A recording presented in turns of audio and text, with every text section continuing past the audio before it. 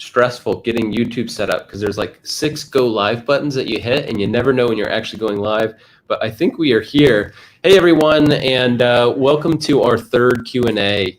The Hello Interview channel is a place where you can prepare for software engineering interviews. We've got tons of content from guides on breaking down various system design problems, deep dives into key technologies like Kafka and Elasticsearch, and Q&As and lives just like you're watching right now. So really glad to have you all joining us. And if you're not already, please subscribe. You'll see lots of great content coming up. Just by way of intro, I'm Stefan. I am one of the co-founders of Hello Interview. You also might have seen a few videos from me on the channel. I've been working in tech for about 15 years, and I've conducted north of 2,000 interviews at this stage. So I've got tons of experience with that, and hoping to use some of that knowledge to help you all as you prepare. Evan, am I getting an intro? Yeah, guys, I'm Evan. Was a staff engineer at Meta, and then now the other co-founder at Hello Interview. You guys might confuse us. I occasionally get called Evan. It rarely happens to him. So go comment on his videos and call him Stefan, because I don't think it's fair. But this is a special occasion because both Evan and I are actually in LA together. Normally I'm up in Seattle and he's down here in LA. Just a bit of housekeeping for the session before we dive in. We're going to be taking questions both live and questions that are either commonly asked or that people submitted to us before the session. So if you've got something top of mind, feel free to drop it in the comments. We're going to try to scramble around, get those questions into our Google Doc here, and then get them answered. Looks like we got audio issues. Audio is crackling a bit. Okay. Well, I'll let you debug that while we keep going. Yeah. There is a bit of latency here, so unfortunately the video is going to be a bit later than what we're seeing. So if you drop something in chat and you don't see us respond immediately, that's probably why. And then generally speaking, Evan and I will just take turns responding to your questions. We're going to try to cover as much ground as we can, but if we can't, feel free to drop it in the comments, and we'll try to respond where possible. Evan is doing something on the screen now. Are we switching mics? Yeah. Oops, so let's see. We may have to scooch this over here. Let's see if we can change the mic. All right, we got the Mac mic now. Hopefully you guys can hear us better now. What was it on this before? I'm not sure. I think it was never connected. Check on that one and see if you can go to the RX thing. Doesn't allow us to. You can mute while recording, but you can't switch mics. Okay, so it hasn't actually switched. Sick. It's not good. Why would it be crackling? It might be crackling because we had some sound going through. All right. Let's assume that the crackle is resolved, but if you guys are still experiencing the crackling, please make a quick comment so we can clear that up. If it's completely undoable or unusable, I definitely want to know. If there's just a little bit of audio disturbance, we may have to live with it, just because otherwise we're going to spend the entire time debugging. So let us know.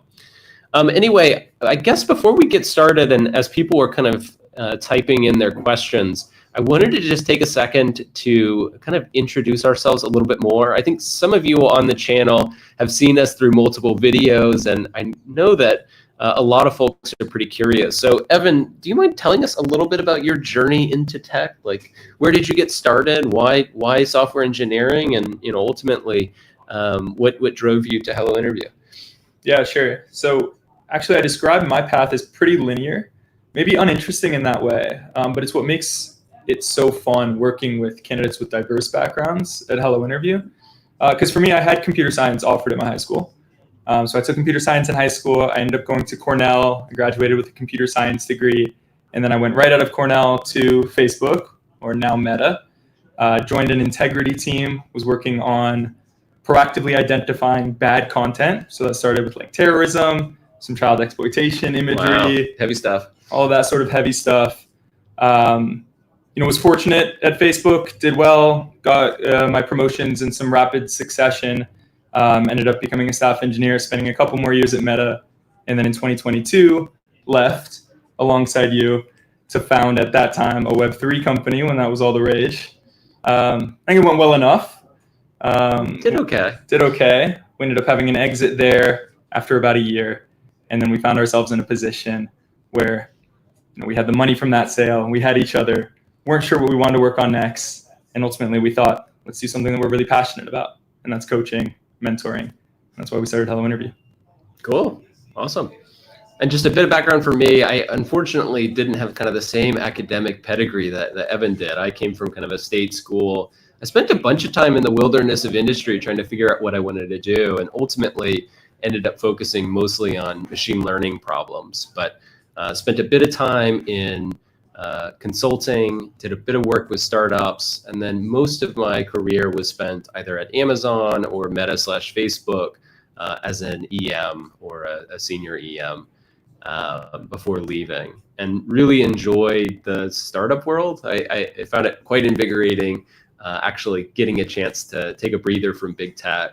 But there's a part of me that really remembers a lot of what it was like to be there and to succeed. And it's so great to be able to work with people, to be able to help them both to succeed in interviews, but also to kind of set up their careers. There's a bunch of conversations that I get to have with candidates on that level, which I've really enjoyed. So cool. It looks like we've already got tons of questions. So we're going to kind of jump into this. I guess for starters, let me take the first one. This looks like it was a question that was submitted to us beforehand by Jagrit. I'm sorry if I'm mispronouncing your name. He said, thanks for the QA. I wanted to ask how to build the practical knowledge of system design concepts rather than having theoretical knowledge. For example, there are a lot of systems out there and one doesn't get to build anything close to those in daily work. So how to get the practical experience, or it's not required. I think the answer to this is pretty nuanced. Generally speaking, it's not required. I think especially for early career engineers, there's a ton of anxiety that you're getting asked to design really large scale systems and you might not have done that before. And that's totally okay. That's kind of the expectation. The important thing is that you're able to use the interview as a way to kind of demonstrate your problem solving, to show the depth of your knowledge so far, and then to be able to show that you can do this if you were put in that position, and that you can grow into this. For engineers with more experience, it's kind of inevitable to encounter some system design problems, but they're going to vary in the complexity and scope, and sometimes you might be working in a role that doesn't have as much exposure.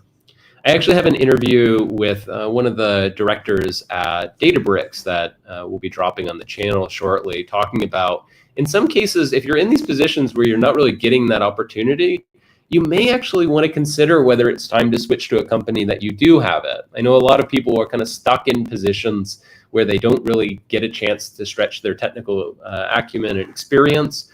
And sometimes that might mean that you should look for a career move.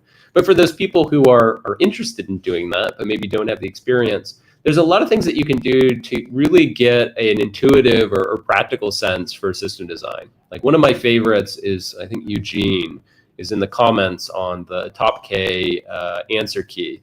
And Eugene had actually built out some of the code for this very simple system, and then run a bunch of benchmarks to really figure out where are the bottlenecks, what's the memory efficiency, what data structures are going to work, how much data are we transferring between each of these components. And I thought it was a really cool way to get that experience without necessarily requiring that you run fleets of large-scale systems. Now, of course, it's great if you have that opportunity, but a lot of people don't.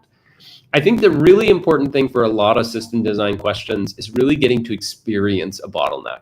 If you've been doing software engineering for a while, you've invariably run into that situation where your performance is crap, the system is crashing, things aren't working as expected. And most of the time, you're going to spend a bit of effort diagnosing, and you're going to identify a bottleneck. And once you feel it, and once you're able to work around it, you're going to notice a lot of commonality throughout system design questions. That really a lot of focus is put on identifying potential bottlenecks or where things might show up, and then figuring out how to fix them. So I guess the short answer to your question is no, you don't necessarily need that experience, especially if you're early on in your career, although it definitely helps. But some practical ways to actually do this is to work on performance optimization, to build systems or small scale proofs of concept that allow you to experience some of these bottlenecks. I'll drop a link in the comments after this video is published that links to Eugene's repository, because I think it's a cool example, and you guys might be able to critique some of the things that he's done. But I think it's a cool job. So yeah, Evan, you want to take the next one? Awesome. Yeah, so we have another one here from Ahmed that he entered before the live chat. So this is, how can I simplify my system design process to focus on solving the core problem without getting overwhelmed by unfamiliar tools? Because in problems you use Spark or Flink, and I don't know anything about them, and I do not know what to do when I face cases that need a certain technology, and I don't know about them. So in essence, how do you simplify your designs, and then how do you handle situations where there's a technology that you may need that you don't know anything about? And so I think there's two things here. The first is that you always want to start simple and build your way up. And so if you follow the Hello Interview framework that we suggest, then you know this well. You're going to start with a very simple high-level design. You're going to make sure that you meet the core functional requirements of the system. And then you're going to start to layer on that complexity through your non-functional requirements. And so when it comes to technologies that you might not have familiarity with, this is natural, this is normal, especially depending on your level. And the key thing here is that oftentimes you can describe what you think should exist, what the properties of that technology are, without actually knowing the technology itself. And so I have many candidates, and I actually think this shows some maturity when they do this. I even see this in staff level interviews, where they say, I don't know if something like this exists, but I imagine I should, and I imagine it would. And essentially, here's what I would Google. And they describe it. And then oftentimes me as the interviewer, I'll say, actually, what you're describing is, for example, visibility timeouts in SQS, which are supported. So I'll play the role of Google for you. That's what you were looking for. And I'll sort of carry on with your design. And the crux here is that there's not an expectation that you know every technology. Now, there are some basic technologies that you definitely should know. And if you go to our website and you look at the core technology section under system design in a hurry, these are sort of the foundational technologies that we think you really need to enter a system design interview knowing. Flink, Spark Streaming, these are not in that list. I think that they're great to know, particularly at higher levels, but they're not a requirement. The important thing is that you understand what qualities you would need, and you're able to describe those effectively. Evan, I saw one come in the chat. I'll let you take this one before I respond to another one. But Siddharth says, I love your content. Your technical expertise and deep dives are amazing. What did you do to get so good at system design? Where did you study from? Well, first of all, I wouldn't describe myself as that good at system design. So I think that that's overly complimentary. But what I will say, which might actually be interesting to some folks watching, is that when you work at a big company, depending on what you work on, you oftentimes don't actually learn any of this stuff. And so in my time at Meta in particular, like we're working on a really narrow part of the system, and you press ship and it goes out to 3 billion people and you have no idea how. We're creating machine learning models that are ultimately serving billions of posts. And we're not worried about latency, at least not within my specific team. So you don't have exposure to a lot of these things. And this might resonate with a lot of people watching this. Now, leaving and joining a startup is a different ballgame. And Stefan had a lot more experience outside of FAANG prior. So I've been able to learn a lot from him, which has been fantastic. But it's really getting your hands dirty, kind of having to build these things up, having to do the things that otherwise you didn't have to do at a big company. But when you're at a startup with only 2 people, you have to do everything. And so I don't know if that's easily reproducible, but it's the hands-on experience. Awesome. I like this question from Late Night. I'll respond to this one, and then I'll pick up another one that we had beforehand. But Late Night asks, is system design prep becoming more similar to leak code grind, or do you think it is grounded in one's experience? In other words, are current staff engineers generally interview ready? I think this is a really interesting question, and one that I've been tangling with for a while, because I'm not a big fan of leak code style of coding interviews. I think in some sense, it is kind of a grind filter. It's really trying to see, do you have the tenacity to go and memorize a bunch of patterns and then apply them really quickly? And in some sense, it selects for positive things that these companies are looking for, but it actually is pretty brutal for all participants. I don't know a single person who is excited about jumping into leak code preparation, as they leave their job or if they need to go and find a new one. I guess there are probably a few of you. Sorry if I've offended you in the comments. I really do like the system design interviews because in some sense, just having seen the problem before is insufficient. Unlike a coding interview, the interviewer can take you in a number of different directions. And I actually see this pattern more often than not, that A candidate will come in with a preconception about what will be asked. They've got a solution kind of top of their mind that they're going to recite to me. And then I'm going to ask them a slight derivative. I'm going to change things up a little bit. And the important thing is actually that they can react, that they haven't just memorized things. So especially in staff roles, I think that study and memorization probably is not going to help you nearly as much as it might, for instance, in leak code. But B, the skill set and kind of the experience that you have ideally is shining through because you have a wider toolbox, better instincts.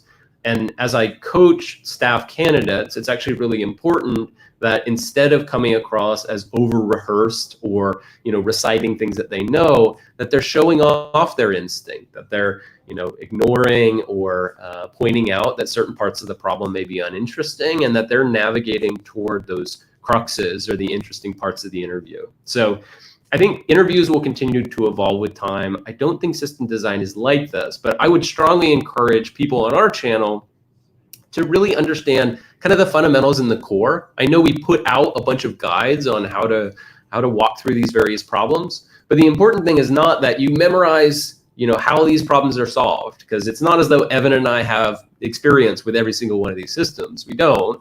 But what we try to do is understand some of the core concepts and apply them to the problems that we see. Got one more question here from Ahmed. He says, how can I recognize when a system is over-engineered and more complex than it needs to be? I feel like many system design tutorials are over-engineered and they are well prepared before recording the video. Well, spoiler alert, almost all videos that are going to be recorded are probably going to be prepared before. I think there's a few exceptions. There are some streamers on YouTube who will kind of, just try to jump into this. I feel like there's a lot of channels that don't try to approximate what is actually feasible in an interview. And I think that can be really frustrating and daunting if you're watching those channels, because you're thinking, I could never have come up with this. I think someone commented that on one of my designs, so apologies for that. But Evan and I actually conduct these as mock interviews with lots of candidates, so we're able to calibrate the questions, and we're able to see, generally speaking, how would a passing candidate stack up. That actually is what happens in the real interview setting. People in these companies are interviewing many candidates. They're often using similar questions, at least for an individual interviewer, and they're using that to try to calibrate their expectations. Now, how do you avoid over-engineering? I think the answer is actually pretty simple. You start with the simplest solution that you can come up with, and you expand it to solve the immediate problems that you have ahead of you. The temptation for a lot of candidates is to jump into scaling and to drop a queue in when they think they might need it, or to partition their database. But sometimes you might want to ask the question, is this actually necessary? I actually find more often than not candidates dropping a queue in front of some process that they think needs to scale without thinking through either A, whether that service actually is going to struggle, or B, whether the implications of that queue are acceptable, either how that adds basically async processing to their request so they no longer can get a response, or if you've got a long queue backup, whether that's going to be appropriate. And maybe a better solution is just to drop things on the floor. So keep things simple, and then keep yourself very closely tacked to the requirements of your system. Over-engineering is like a disease on the engineering discipline. And the easiest way is to remain firmly grounded in the business and the problems that are ahead of you, and not trying to solve for things that you haven't yet seen. You might think that you can, foresee problems that are going to come down the path, but in a lot of cases you're wrong, and usually that costs your business and your team quite a lot in terms of velocity. So I'd say that would be my suggestion for this one. And the thing that I'll mention as it pertains to our content is that this concern that content that's online is so detailed, how could anyone ever come up with that on the spot? It's something that we're super sensitive to and aware of, and why at the bottom of the write-ups, you'll see like, that was a lot, what is actually required at each level. So we try to break that down. And then so too in the videos, we try to point out at the varying levels, kind of how much of this would need to be said. Oftentimes we get comments on the videos that say something like, this says a mock interview or a real interview, whatever the title of the video is. And this went on 50-something minutes. He talks about all these things. How dare you? How could I ever do this? And I want to be clear to everyone watching that you would not need to speak about all those things that we talk about in the interview. We're sort of taking you through all the potential deep dives at all the different varying levels. And it is certainly far more than you would ever speak about in, say, a 35-minute interview, as is the case with most of the major FAANGs. So wanted to call that out. There's been at least actually 2 questions that I've seen come in where people are asking about ML mock system designs. I mean, Stefan, you want to answer this? They're saying, I want to do an ML mock system design on a Hello Interview. When are you guys going to support it? We have them today. Yeah, we've actually got a lot of really great coaches. I spent a lot of time making sure that we got some quality talent there, both in people who are, strong interviewers and assessors in these companies, but also that are good teachers. It's actually really difficult to find the unicorns that are between. And Evan and I spend a lot of time actually in that, just making sure that the quality of talent on our platform is really strong. So for those of you who are asking for more videos, we love to make them, and we try as hard as we can. But part of our work is actually just making sure that the platform is there. I think part of that question might have been more about content that's around ML system design interviews. And I think I mentioned this in our last live, and unfortunately, I still haven't made it to the point where we're going to publish it. But we should be launching some preliminary versions of that relatively soon. My goal is to try to capture all of the different ways that you can see and experience machine learning interviews. And unfortunately, there is just very little consistency across the industry. And so for ML engineers in particular, I feel your pain. You can have an interview where you have to write PyTorch code to go and do k-nearest neighbors, or you could have an interview where you're entering or answering some very academic questions, or you could have a design interview that's more focused on kind of the systems that support machine learning. And so it's quite frustrating. Part of it is just figuring out what that company is looking for, but we're hoping to have some frameworks and some deep dives that will help you to be successful in kind of whatever interview you run into. So coming soon. I wish I had a better answer for you there. But if you want to work with a coach, we've got really good ones on our platform, and happy to work with you. You're looking at one of them. Okay, let's see. The next question here is from Harsha. He says, preparing for product design, for those who aren't familiar, the product architecture interview is a specific interview at Meta. It's a variant of the system design interview. He says it's kind of intimidating, especially when practicing after going through your content. I know you guys provide guided practice. Can you explain how to make use of this feature effectively? So a brief overview, if you go to hellointerview.com/practice, you'll see that a little over a month ago now, we launched a new feature that we call guided practice. And guided practice allows you to walk through common system design questions step by step, and you get instant feedback along the way. So you have a whiteboard that's open to you. It asks you a question. You draw on that whiteboard. You record your voice answering the question, and then it tells you how you're doing and how you can be improved. And so this is something that we spent a good number of months working on. We're super proud of. The reception has been super positive thus far. So if you haven't checked it out yet, please do. But in terms of the best way to use it, our recommendation typically is that you go through each of these problems. And the key is that you go through the guided practice first. So hold off on reading the answer key. Go through the guided practice. This way you're struggling through the problem. You're seeing a question that you don't know the answer to. You're thinking through it deeply. You're providing an answer. You're getting that instant feedback. And then only once you complete the guided practice do you go through and actually read the entire answer key. And the delta between the answer key then and the guided practice is that the guided practice is personalized to whatever you're providing. So some solution that you give, it's going to tell you how accurate that solution was, maybe tips for any better solutions. And then the answer key, of course, as many of you have seen, breaks down the bad, good, and great. So it's kind of this more holistic overview. And so the reason that we created guided practice, and the reason I think people should consider using it, is because what we found is that people were just really passively consuming the content. This might resonate with anybody who's listening. That you lay in bed, you read some of our breakdowns, and then we would have people who come to our interviews or to our mock interviews. Stefan alluded to this earlier. And maybe they've read the Ticketmaster breakdown. And then I ask them, Ticketmaster, with only slight variations, or maybe even exactly the same. And they stumble. They're frozen. Like any of my follow-up questions, they don't know where to go. And it's because all they did was memorize that answer key. And Ouch. That's not effective. And so what we would tell over and over again in that feedback is that you need to practice. You need to actively practice. And of course, it's been proven time and time again that you're going to retain more information through active and engaged learning as opposed to just passively consuming. And so that's what we're trying to encourage with guided practice. Good call. Yeah. cannot emphasize enough that you have to practice and try to make that simulation as accurate as you can. Talk out loud, be on a whiteboard, use our guided practice. If you're just reading and memorizing, you're probably going to be in a rough spot for your interview.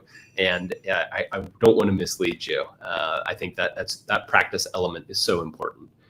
I want to just fire through a few comments real here. Evan, I would support Evan for POTUS. Me too. I would happily vote for him. I'll try to convince him to switch for that. Ken says, I'm stuck for nearly 3 years at SDE2 level in near FAANG level company, and I see no way to go up. Should I jump ship or wait? I think it really depends on the job market. Generally speaking, in this market, wouldn't recommend you kind of electively leaving your job without lining something else up. But generally, I think people kind of underappreciate the value that comes from moving in industry. I've stayed at companies for quite a long time. I think at Amazon, I was there for like 6 years, and at Meta for about 5. And I think there is a ton of value to sticking around because you get to work on progressively bigger problems, especially if your leadership chain really believes in you. But there's something to also be said about when you kind of reach the end of the opportunities that are afforded to you. There's a lot of situations where you're going to be working on a team for a while. You're going to get to really know the code base. And it's going to provide you a bunch of kind of seniority. You know, people will look to you because you know what's going on, but it's also going to hold you back. There's this actually really great thought piece that is sitting in a wiki somewhere in Meta where they talk about why they elect to have a kind of like no ownership culture where basically anybody can contribute anywhere in the code base. And one of the arguments was from a talent development perspective that if as an engineer you become known for a certain piece of code and you're the one who is able to make changes and other engineers aren't able to contribute, that can actually be a big anchor for you. You don't get to try new things. You don't get to move on. Sure, you get to incrementally improve that code, but you constantly need to be moving as an engineer, and some of that needs to be you deliberately putting in. So I don't know you, Ken, and I can't say anything for certain, but if you're kind of on the fence about considering a move, you may want to consider, what other opportunities out there could offer.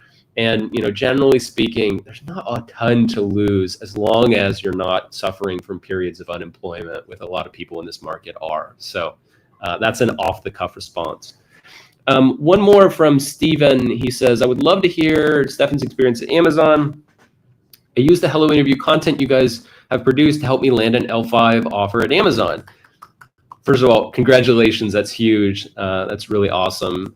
Any advice surviving and thriving at Amazon? Amazon is a really unique company, and I think you're going to get very mixed reviews depending upon the person. Amazon is very leadership principle heavy, so I think understanding those leadership principles and taking them to heart can be really useful. It is kind of the key to how the company operates, so keep that in mind. Amazon is also a very ownership-centric company. They really, in some sense, trade currency of how effectively you can steward the scope that you have. So you'll see this from like how people respond to tickets and Sev2s and Sev3s, all the way through to how they do road mapping and how they apportion out work. And so the main thing, especially at like the L5 level, when you come in, is first to get deeply familiar with your code base. But secondly, to really start to demonstrate that ownership. If you get handed a task, go ahead and complete it, but also try to figure out what's around the corner and what are some other things that you can figure out. If you can start to establish your ownership as very strong, you're going to quickly find that your manager and others around you are going to start to feed additional responsibilities over to you. And in some sense, that's part of the key to success. Now, the 5 to 6 promo at Amazon is ruthless. Few engineers actually make it through that. And part of that is actually getting projects that are sufficiently complicated that you can justify to the various committees who are deciding on your promotion. And so as you start to establish that ownership, be on the lookout for projects that appear to be technically complex and really valuable for the business. Because like all other companies, Amazon really makes their promo decisions based on the scope and complexity of your work. And that complexity ends up being pretty heavily weighted. You got a bunch of PEs who will weigh in on the L6 promos. And if they can't see the complexity, then you're going to have a tough time with the promo. So focus on the ownership aspect, make sure you understand those LPs, and then build a really good relationship with your teammates. Amazon is a bruising culture. It can be hard to kind of adapt, but part of that is just having really close connections to your colleagues. They're going to help you get through it. Here's just a really simple one that popped up that I can answer in a sentence. Shreyans, I hope I pronounced that correctly, says, for Meta, do full stack engineers need to focus more on product architecture or system design? This is a one-to-one mapping. So your recruiter will walk you through it. But if you're interviewing for software engineer product, you're going to do product architecture. If it's software engineer infra, you're going to do system design. There's no choice there anymore like there used to be. Ask your recruiter. If you don't know, ask your recruiter. Don't make the mistake of not knowing. Siddharth asked a question. You can get this one, Evan. He says, oftentimes system design solutions that we might come up with in an interview might be very different from the approaches that are listed online to solve the same problem. Does that matter? Yes and no.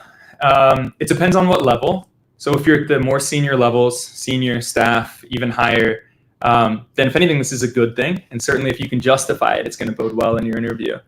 If you're at the more junior levels, then there's two potential issues with this. One, your solution might be wrong, of course, but it also could be right. And in the case where it's right, your interviewer might not actually know anything different. And so you have to remember that the interviewers themselves aren't perfect. They've learned this problem, and oftentimes they might even be new interviewers. And if you're interviewing at mid-level, then there's a good chance that you have a mid-level interviewer. And as a result, they might have overstudied some of the solutions that exist online. And if you give them something totally different, then they're scratching their head and they're not totally sure either. Now, I want to emphasize that this is broken and this is wrong and this isn't the way that the system should be, but it's sort of the reality, and I want you to be aware of that. So high level, something different than what exists online, totally good, can be good. If you're lower levels, just be careful. What Stefan and I try to do is that you'll see that much of the content online is always the same answer. It's just like a regurgitation. Somebody wrote something, maybe Alex Shu, somebody else read it, posted it on YouTube, somebody else watched that YouTube video, did it again. We try our best not to watch or consume this content before writing up our guides or making the YouTube videos. So you'll see some kind of deviation there, but it wasn't without maybe kind of careful thought. Yeah, the point about the interview leveling is kind of interesting in that, as you become more senior, I think there's more latitude for you to kind of diverge. And, right. And part of it is the person on the other end of the table has really good instincts and they know how wide the space is. Whereas generally speaking, more junior interviewers seem to think of things in terms of a kind of a singular or a small space of correct answers. And so that's kind of the difficulty, is making sure your answer fits into that critical path.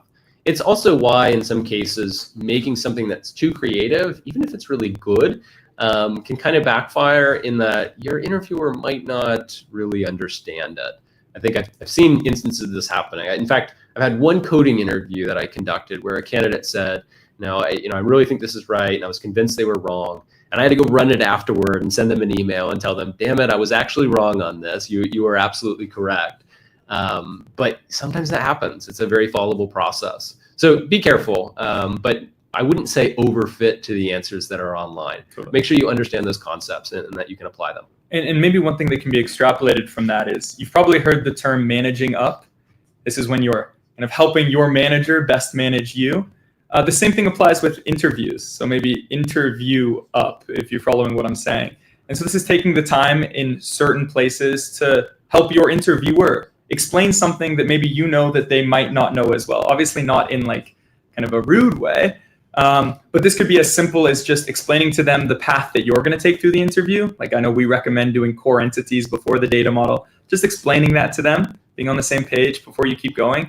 To if you're going to introduce something unique where maybe they expected a certain database technology and you're going to use one that's less popular, explaining to them why it still works here and understanding that they might not know, but like they're open to hearing and learning so long as your justification. Cool.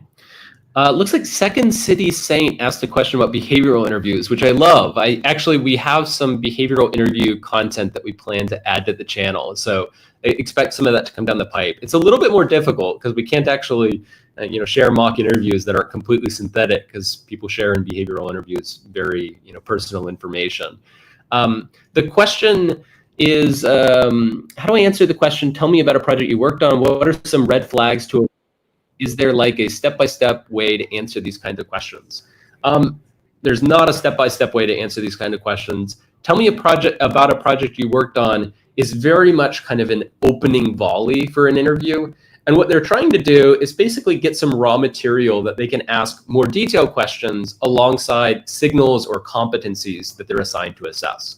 So some really common competencies that interviewers will want to be able to get into are things like bias for action, and Amazon leadership principle, also very common. I think Uber has a slight variant on that from the verbiage. Yeah. How you deal with ambiguity. I think they say bias to action. Is that right? Yeah. And then driving results is the meta equivalent of that. Delivering results is another one. And so what's happening in the background is your interviewer is interpreting your story and trying to assign different points to these different competencies. Now, with that in mind, what you want to do is make sure your stories, your anecdotes, really accentuate those competencies. So as an example, if your project has some early stage ambiguity, that you're able to collaborate with people, that it's technically complex, it's got some challenges, and you're able to deliver a really great result for your business, that's an amazing story. So a kind of shape of an answer might be for you to start by explaining, what happened. I had a project where we were deprecating a legacy service, and as a result, we were able to save $2 million. Now your interviewer is super interested. They see the value, they see some opportunity there. And then what you need to do is prove to them that this was you and that you were a major contributor, and give them all the details that help them develop those other competencies. So when we first got started, we didn't know who all of our consumers were. I needed to build some telemetry in order to figure out all of the different people that we're working with. Once I had figured them out, I created a design. I worked with 3 other engineers, and I published this and had it reviewed by our principal engineer. Once we had approval, then I helped to break down the project plan. We set aside 3 months to do this, and I was part of driving execution. What you're seeing here is I'm trying to kind of place myself at various important parts in the process so that my interviewer really understands the role that I was able to play there. We do have a program, our Story Builder. If you go on the Learn tab under the behavioral section, you can actually see, and this is completely free of charge, we've got an AI that will ask you questions about your experience and then help you to formulate your stories in a way that's best suited for these types of questions. So highly recommend you check that out, but that's approximately how these questions are shaped. And they're not intended to be kind of gotcha questions, but remember that your interviewer has these competencies that they're trying to assess, and your job in some way is to help them to understand your experience so that they can assess you along that rubric. Does that make sense? And super related, we just had a question from my channel, how to answer behavioral interview questions if you haven't encountered that situation before. And this really boils down to those core competencies that Stefan was just mentioning. And so what you want to do is really take that question, reverse engineer it a bit, and say, which of these competencies are they actually after? And then potentially there's opportunity for a slight pivot. So let me give you an example. One common competency is growth. So they want to see that you're kind of willing to grow, take on feedback, you're eager to improve yourself. That's a common competency. Certainly it's one at Meta. And so the question might be, tell me about the most recent constructive criticism that you've received. And your mind might go blank. Maybe you don't remember any significant constructive criticism that you've received recently. And so what you could do is reverse engineer that they're asking you about growth. What they're really after is understanding how you grow. And you could say, you know what? I get constructive criticism all the time. I'm always taking in feedback, but no particular instance is coming to mind right now. Instead, let me tell you about what I'm trying to improve most about myself right now. I'm really focused on XYZ. And at the end of the day, you're still giving them what they're looking for. All that they care about is understanding whether or not you achieve the qualities of an engineer at that company for that competency. And they're not as interested in the specifics of that particular question. So that's a technique that you can use. Yeah. Mark had, I guess, one more follow-up on this one. He asked, when you get asked a behavioral question like you mentioned, how much do you value conciseness, making sure to share what you've achieved versus letting the interviewer steer? I think this is kind of like an underappreciated aspect, but you really do want to try to get across the major points and give your interviewer an opportunity to ask you follow-up questions. a lot of times your interviewer actually has a lot that they need to cover. And it's really hard in an interview where the candidate is giving you a lot of detail that's actually not relevant to the things that you're after. And as a result, the certainty that you're able to ascribe to a given competency or a given signal is less. So you commonly will hear people talk about the confidence level in an interview. Usually an interviewer will be higher or no higher with some confidence. At some point, they have to turn that into a binary yes/no decision. But that confidence is really about, did I hear the things I need to know in order to feel confident that what I am asserting is true? And if you told me about an interesting project, but I didn't get a chance to ask you follow-up questions and know if you were kind of the lead of the project or just a simple participant, I may not feel very confident giving you kind of a staff role or something along those lines. So conciseness is a superpower. I would say, start your responses with as little verbiage as you can to get across the key points, and then leave space for the interviewer to ask you follow-up questions, but follow up with kind of things in line with competencies that you might expect, and try to avoid giving too much spurious detail. A lot of engineers really want to explain the full context so someone can understand and jump into the project with them. But the reality is interviewers are actually only after those competencies and making that assessment. And so they only are trying to learn as little about your project as possible for them to understand its complexity, ambiguity, etc. Good question. And that exercise is one that I certainly recommend that you go through. Write out your stories, and then for each of the stories, go to them and say, from an interviewer's perspective, what is it that they would extract from this? And what do I want them to extract from this? And then once you've done that, see kind of how long or significant that list is and how bloated your original answer was relative to that list. And then can you be more concise based on those bullets that you extracted? Cool. All right. Second City saying you asked about super chats. I saw someone else also asking about this. I don't know how to enable them. Sorry. Try to keep your question short anyway, because we're trying to read and respond. It's actually kind of hard to pull off. Rahul asks, how much tribal knowledge is required at the staff level? I think generally speaking, staff level engineers are expected to know about a lot. In some sense, that is one of their primary values, is being able to speak to an entire domain, know about the various pieces. You'll find that as you move up in a company, that you become kind of part of the communication apparatus. And so you'll especially hear this from managers, but it's also true of engineering leaders that, generally speaking, they're trying to figure out how to make sure the right information flows to the right people and the right decisions get made. Increasingly, as you kind of go up the ladder, you're writing less code and you're more involved with increasing consequential decisions. Now, the required word here makes me a little bit anxious because I think it might assume that, for instance, it's really hard to get started as a staff level engineer. And while it is true that it's hard to get onboarded at any company, most companies, especially at the staff level, have an expectation that there's going to be some time that it actually takes you to bake and learn about the domain and understand the code base and so on and so forth. And so if you're just getting started at a new company, you just landed that new IC6 role, first of all, congratulations. Secondly, make use of that time. You've got a grace period where your team, your manager is expecting that you really don't know a whole lot. And your job there is to learn as much as you can. So when they start to flip and go, okay, well, how does Rahul actually contribute to this team? Then you can fall back into that expertise and knowledge and then use it to turn into really good technical directions, really good decisions in terms of the technologies that you're using.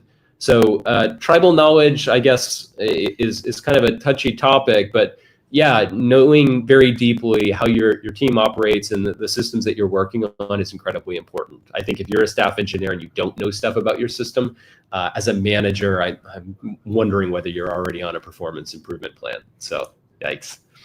We got one from Ram comes in here that's awesome to read. Ram, you say that you did some mocks with us for Meta senior level, and you just got the good news that you passed your loop recently. So, congrats. Massive congratulations. That's awesome. We always love to hear those success stories. They really keep us kind of motivated and super excited. So happy for your own. Awesome. FDDDD asks, how much business knowledge do you need to have for senior staff about the company, the business the company is involved in? I think this is a great question, and I think it kind of implies you're thinking about this already, which is good. A lot. I think in the best companies, engineers operate as kind of agents of the business. They are agents with a kind of a superpower. They understand technology. They can make things happen. But you're really going to have to understand what is going to be most impactful.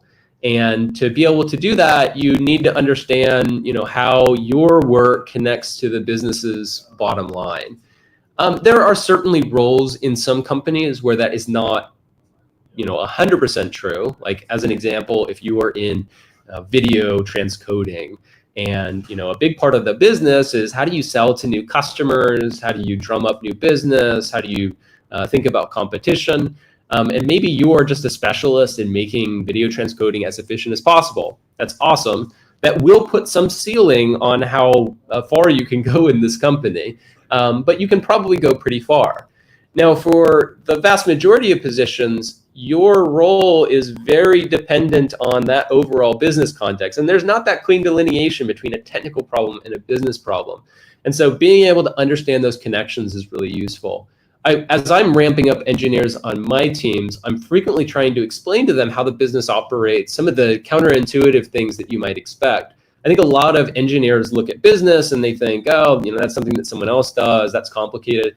To be honest, business isn't that complicated, but it has a bunch of nuance that are hard to appreciate unless you spend a bit of time with it. So you can take your engineering mindset and be really successful. But in the worst case scenario, what I see is engineers who think, oh, obviously our job is to make more money, and they really don't understand how that happens. And as a result, when they make decisions about systems and technologies, they don't make very good ones. So be careful. I think your curiosity here is really useful. And especially from a career perspective, this is going to be super influential. And if you don't have that business context, ask your manager to get you connected with customers, clients, partner teams. It shows maturity, and it's also going to up-level the decisions that you're able to make. Do not forget the business component of your work. Well, one thing that I'll add there, while I agree wholeheartedly with everything that Stefan just said, as it pertains to joining the company, interviewing for a new company, the answer is effectively none. Like when you join a new company, even as senior or staff, it's super useful, of course, if you have context as to what they're working on, but it's by no means required. What's important is that when you join the company, then you do all the things that Stefan just said, and you set up those relationships, you talk to people, and you go on an exercise of building as much context, as much business context as possible, as quickly as possible. But there's certainly no requirement going in that you already have it. You shouldn't shy away from companies for which you don't have that business experience. Totally.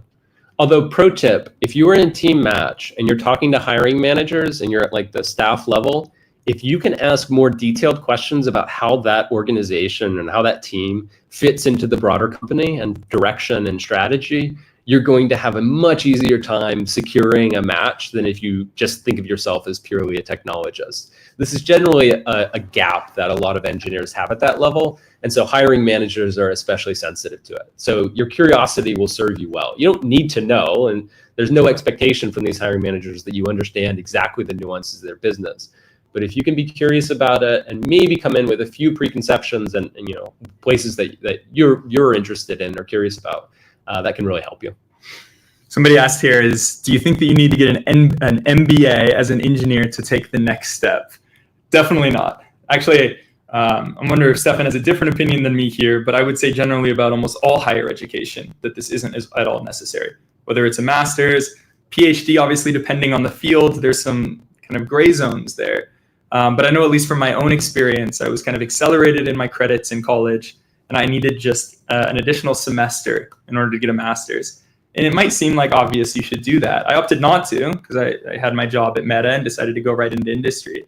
And by 6 months there was a promotion and things were moving in the right direction. I was kind of learning so much in my career and getting compensated accordingly. And in hindsight, I'm very glad that I didn't end up doing that.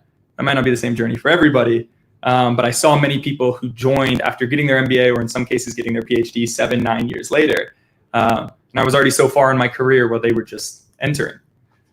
I think people don't stumble into PhDs as often, so I don't feel like I need to wave people off. You'll know if that's for you, and you're kind of signing up for half a decade of work, if not more. The MBAs and masters, I think, can be really seductive for people, but I think they're really only for very specialized cases. Like masters is mostly not going to help you from an earning potential. If you're really interested in an area and you feel like you need more academic knowledge about it, by all means, don't let me stop you, but it's going to be expensive and it probably won't have the same ROI.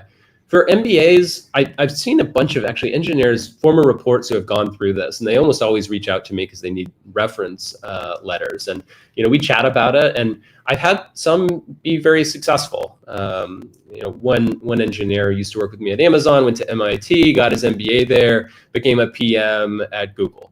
And if you want to become a PM, I think that's amazing. Another engineer, she was super interested in the MBA path. I didn't think it was right for her. I gave her my honest opinion. She ended up founding a startup, which I thought was really cool. And it was a great way for her to demonstrate that business acumen, but she didn't really need the education component. And, she might come back and say, wow, I was like woefully under-equipped. But my feeling is that most smart people are able to pick up a lot of those things as they go. And the important thing is what you lean into and what you focus on, and not necessarily, some formal structure. This really depends on the personality. And, there's some people that structure is the most important thing. But a lot of people that I've worked with who are super smart are able to pick things up as they go and do a reasonably complete job. You can't do that with everything. But yeah, I'm pretty bearish on MBAs for engineers unless they have a very specific role that they're targeting. Looks like we have one comment that for visas, advanced degrees is actually pretty useful. Certainly could be true out of context for me, but definitely believe that. Don't have any background on that. And apologies to anyone who's trying to get a job in the US. Holy cow. It is it's bad out there. And I apologize on behalf of our country for you. I like this one from Ped. Oh, just went off. Ped says, are you guys at the Hello Interview official office with all your peons in the back? Yes. We're at a WeWork, and there are no quote-unquote peons. No, these are our peons, actually. You're looking at the only 2 employees of Hello Interview. So we work in Culver City. WeWork, yeah. All right, let's see. Any suggestions to make the move to a product-based company like Square, Airbnb, Plaid, Uber, etc., when coming from a background working on more legacy infra company, a company like Cisco, IBM, VMware?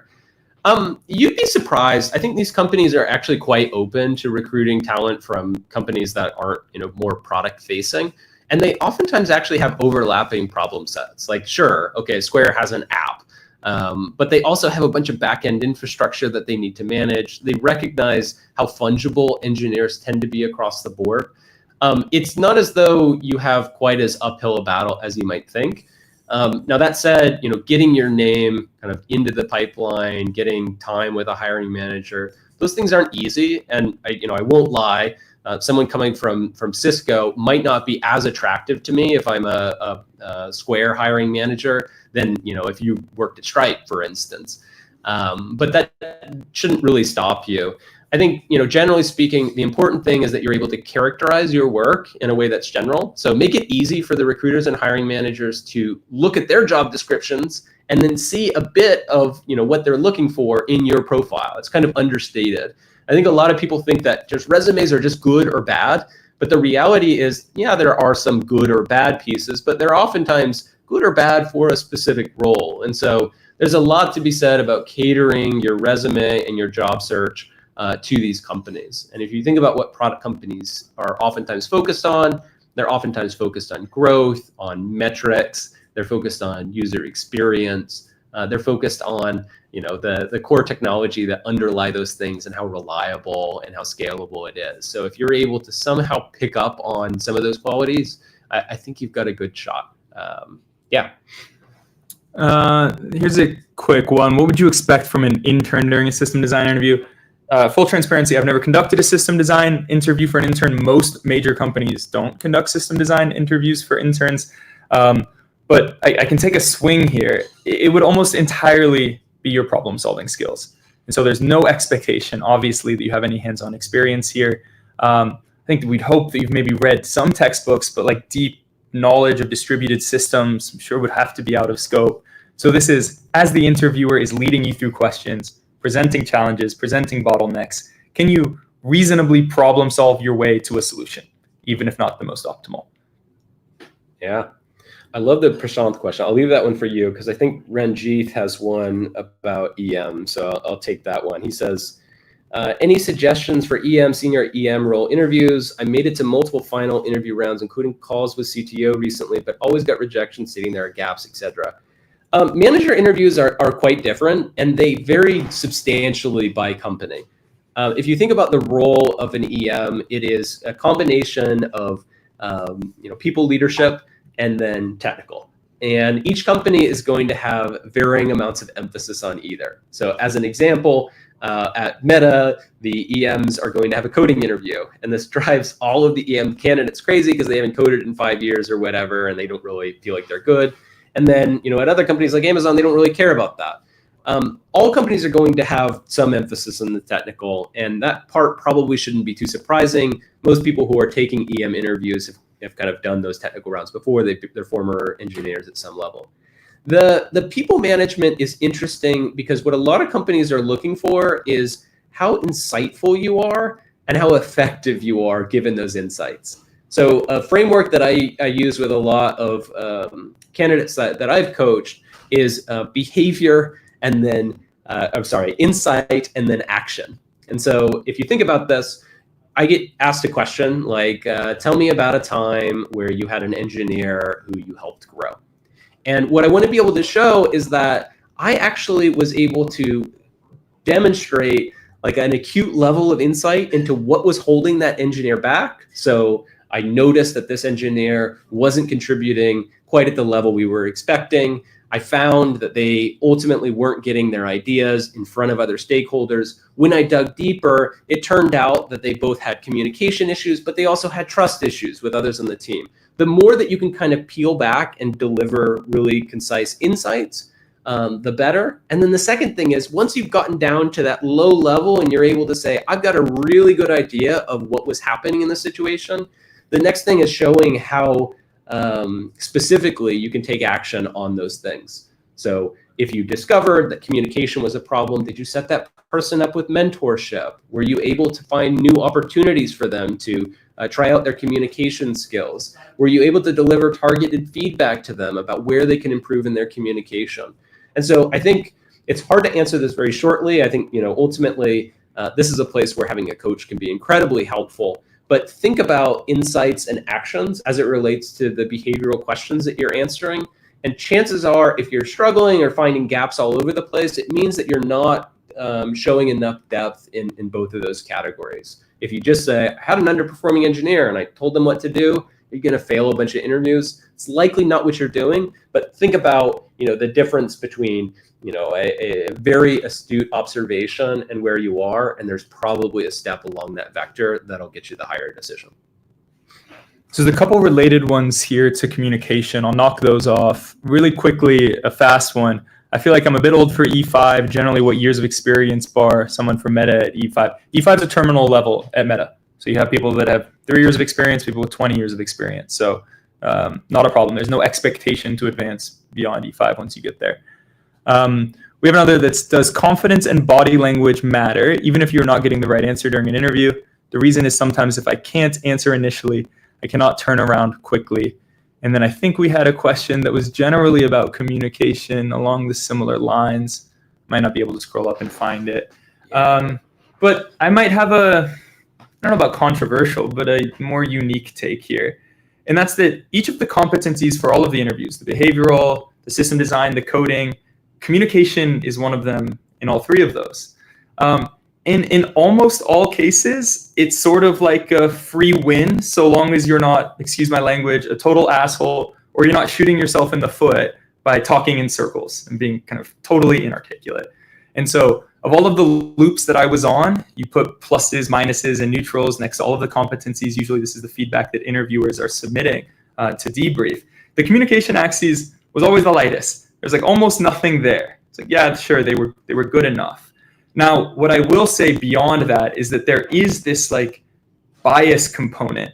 And interviewers are trained, of course, not to be biased, but we're all human.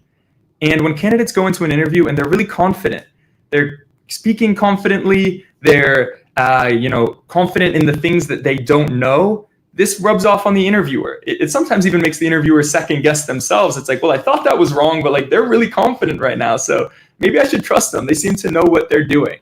And so I wouldn't fake that at all, of course. But you should try to go into your interview confident. And oftentimes the advice we give to candidates is certainly the day before your interview, lightly review content, but mostly just relax. Remind yourself that you got it. Go through some of those mental exercises. So all in all, communication isn't the biggest thing I would focus on.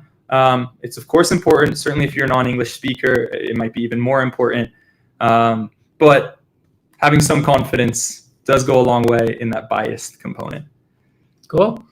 I think we may have time for one or two more questions. We're right at the hour here. So I saw two questions about up-leveling and down-leveling. So let me try to address them. First, Kay asks, is it possible to be up-leveled while changing a job? I'm an SDE2, and I'd like to join it as an SDE3 equivalent. Generally speaking, the way to approximate this is to kind of look at the tier of company. And what you'll normally see is there's more down levels as you move up, and there's more up levels as you move down. So Meta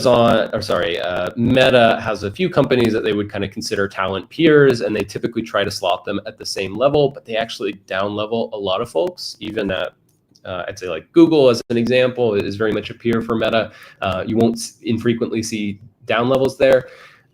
For Amazonians coming into Meta, getting from a 2 to 3 or getting a staff level would be pretty unheard of. I've never seen that. Generally speaking, the companies don't want to do that either. And you'll find eng directors like losing their mind about this, because what happens is that people leave, they go to another company, they come back, they get an up level. Okay, what the heck happened here? What kind of incentives are we setting? So up levels, pretty rare. They do happen. If you want to go get a really great title change, go join finance. I think generally speaking, VP is like one of the entry levels there. So it's a great place if you care a lot about title. Shots fired. And no shade on finance. The titles are crazy. I think it's a client-facing thing. Anyway, Sumant says, I got down leveled from staff to E5 at Meta. Sorry about that, Sumant. That happens all the time.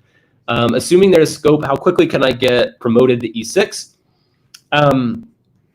It's kind of a dicey question. I'd say sometimes candidates will come in and the manager will have this idea in their head. This person is actually an E6. They got robbed by the interview process, and they're going to try to move through the process in an accelerated way.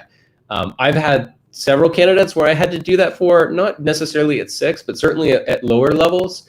And there's more tolerance. It's kind of like, we kind of leveled this person wrong. I think those can move pretty quickly.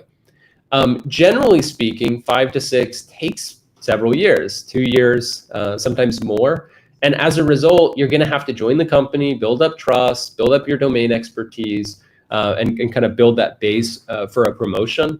I think a reasonable timeline is probably in the 2 year horizon. When you're in team match, you're going to talk to a bunch of hiring managers, and some of them are going to promise you the moon. I would say be a bit skeptical.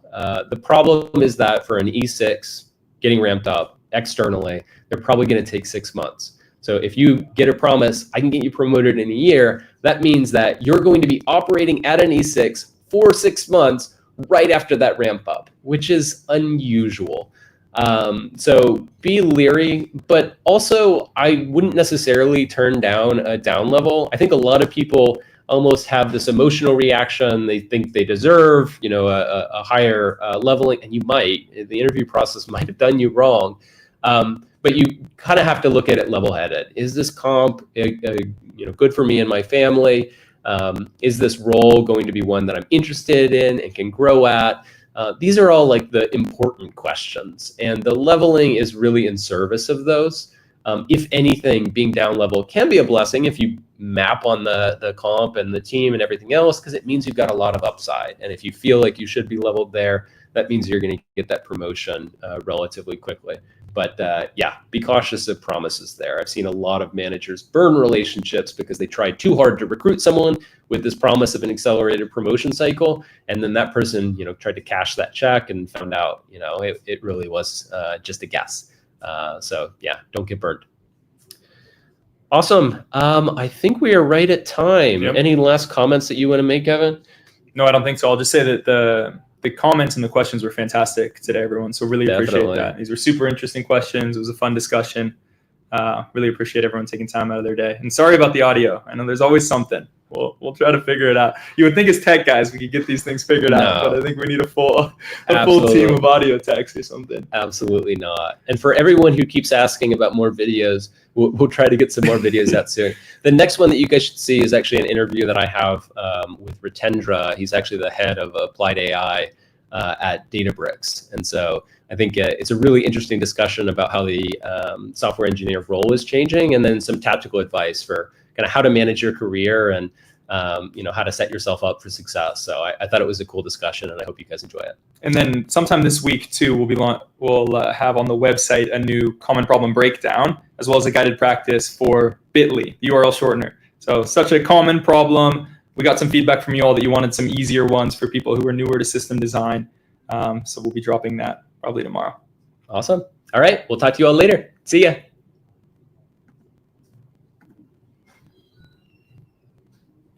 Nice. That was actually